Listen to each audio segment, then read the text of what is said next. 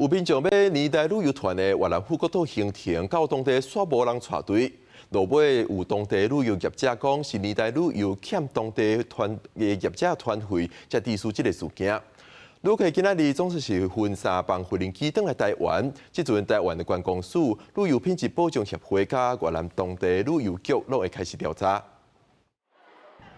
春节连假就要结束啊，不少民众赶大包小包行李返来台湾，其中也有部分的旅客因都为越南富国岛返来，也不过这段旅程会当讲是真坎坷。我们第3天原本是预计要去动物园，然后变成是说最后我们也没有游览车，我们是自己搭计程车从我们原本第1间饭店到第2间饭店。其实蛮错愕的，就觉得说我都付了钱，团费都已经给了，那怎么会发生这种事情？也不知道到底能得到多少的补偿。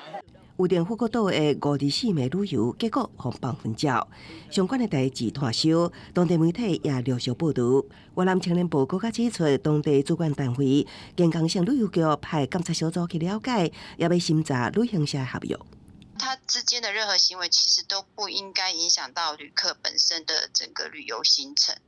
所以我们对的对象是对我们的年代旅游，也就是美加国际旅行社。我们昨天有去行政调查，那越南那边他调查的对象是地接生，所以这2件事情是分开的。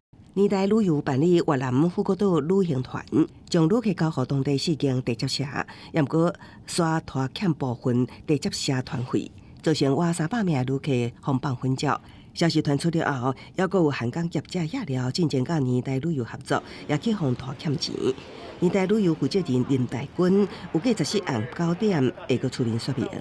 那观光署统计，暂时有613人分做3抓班机返来台湾。屏保协会15开始接受申诉，希望会当赶紧解决这件争议事件。记者综合报道。